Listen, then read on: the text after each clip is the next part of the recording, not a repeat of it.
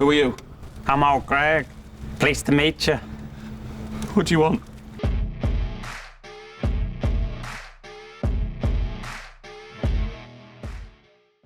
Greg's Reversed Fate. It has taken the community by storm, and for very good reason. It is pretty damn powerful, to be perfectly honest. It does have a few issues, which hopefully we'll be going over in this video. However, of course, this is a mechanic plus build video, so let's just go over the mechanic. So, Greg's Reversed Fate has the unique talent of Shaping Destiny. On hitting an enemy, proc bombardment on the enemy's location with a set chance. Inflicts burn on enemies hit by the bombardment. Once you get it to max, the hip fire and aim shot accuracy hits 0. They were originally in the negative. There's a 20% chance to trigger the bombardment. Each bombardment has a 5-meter radius, and each trigger is 7 bombardments. The damage from the bombardment is 100% of your firearm attack. There is also a burn effect, like it says, from the bombardment. Each burn will last 3 seconds, with a damage interval of 1 second, that's 3 ticks, and each damage interval is 20% of your firearm attack. The end result is this weapon actually becomes one hell of a mob clearing gun, and it works exceptionally well on Lepic, which is what I've got it paired with, and my build does kind of revolve around working with Lepic. However, I will be going over some adjustments you could potentially make if you don't want to run this with Lepic. But first, the obligatory Devourer bullying. Alright, that guy fell asleep, so yeah. Greg's Colossus fight is weird. A lot of people are like praising it for how strong it is, particularly with the bombardment. But if anything, the bombardment is actually the one thing that holds it back. And the reason for this is quite simply of how the bombardment works. And how it works is it quite simply only hits the floor, which is kind of a negative. Are we done already? Huh? What? Now when bombardment procs, we get these red lines coming down, as hopefully you can see. However, the bomb doesn't actually fall from the sky and hit whatever is in its path. All that happens is the ground actively explodes, which for some Colossi isn't an issue. Something like Devourer that's got quite a big footprint, it works quite well. Something like Executioner that's got a smaller footprint and moves around a bit more can be a problem. It then becomes even more of a problem on something like Dead Bride, who is very slim, very small footprint, and moves around a lot, as well as the teleport. The biggest problem, however, is things like Gravewalker, Swamp Walker, and Frostwalker. Although you can hit, due to the fact that they've got this wide but small footprint, a lot of the bombs end up going directly underneath and do nothing. This does not mean, however, that you shouldn't or can't use this in Colossus fight. I'm pretty sure at this point we've all seen it. It definitely works. My point quite simply is the best idea when it comes to Colossus is try and break apart, then swap to Greg's and unload a magazine or two with Greg's while the boss is essentially stationary, just to maximize your overall damage output with the bombardment.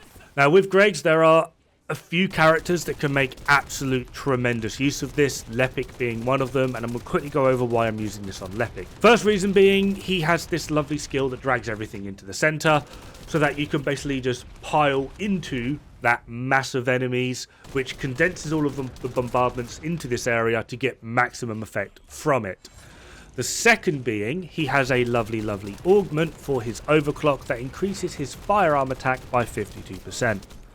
This also applies to bombardment. The next is actually going to be Glay, which I'm pretty sure we have all seen. 2 reasons again why it works very well on Glay. First one being she can shoot through targets, which means you can potentially get multiple procs per bullet, or just increase your overall proc rating due to the fact that she's able to shoot through multiple targets. The second one being is that she's effectively able to get infinite ammo, which is firstly a problem with this weapon. There is quite a hefty ammo consumption with this weapon and limited drops. So having infinite ammo is kind of a boon, shall we say. The next one being that Glay makes absolutely insane use of mental focus, which gives you 150% increase in firearm attack, which yet again also applies to the bombardment. My biggest complaint with this weapon is where it's become so very popular almost overnight essentially. You will run into teams of people all running this weapon, which makes this weapon rather intrusive and kind of horrific to be in a group with, simply just because you just see these beams of red lights everywhere and then everything explodes and you can't see anything. It's almost like we're back in the rocket glare scenario of it just being obnoxious for anyone else. So I personally wouldn't mind seeing these explosions being added to the can't be seen by other players list, such as, again, rocket glare. Now we come into the build. Now, like I said, I've got mine set up specifically to work on Lepic. However, most of this could potentially stick around. It's going to depend entirely on you. So I have better insight for more critical hit rate, fire enhancement for more fire attack, again working on Lepic. If you're not working on Lepic, change this to electric. That is going to be more beneficial. Fire rate up, rifle reinforcement for hopefully obvious reasons, firearm attack being the main thing. Concentration priority, which is going to increase your critical hit damage but decrease your reload time, or I suppose you could say increase your reload time because it's a negative. Better concentration for more critical hit damage. Weak point insight for more weak point damage. And then I have edging shot. The reason I have edging shot is to actually increase my overall critical hit rate, which hopefully you can see here I'm at just over 33% or 33.8. And I'll get to why I've gone for edging shot in a minute. After that, I have action and reaction. The final mod I'm using is spray and pray. When landing a firearm critical hit, ammo is not consumed for 3 seconds with a 15-second cooldown. So I'm hoping now you understand why I've gone for edging shot, to try and get this critical hit rate up. Now, if you don't want to play it the way I am, which unless you're playing Lepic, I kind of don't really recommend. However, if you're not, the two things you want to remove is spray and pray and go for electric. You potentially also will want to remove edging shot and go for expand weapon charge just to increase your overall magazines, to put you to 39 rounds in the magazine. This also leaves then potentially one extra because of where we'll be removing spray and pray. You will have a nice selection of ultimates if you want to go down this route. Fire Conductor isn't that bad on this weapon. You basically can have this up permanently, and then along with the debuff from electric enhancement, you can get some decent damage out. However, that being said, having a way to decrease that reload and potentially just have a greater uptime is also going to be a boon. We can also go down the special rounds route, which gives us either an increase in our maximum special rounds or a way to generate more special rounds. There is also potentially this one, which gives us a huge increase in special rounds, but also does decrease our movement speed. There are a variety of options on how you can potentially build this. However, the overall choice is going to be left down to you. Now, I would like to actually put one more case in for using it with Lepic, and that is just the simple fact of it actually does help with ammo consumption as well. Obviously, if ammo is going to be an issue, Glare is going to be your best bet. However, I do find for mob clearing with Glare, Thunder Cage is still just genuinely better. However, outside of Glare, Lepic is going to be the next bet for ammo consumption, which is why I've gone the route I have.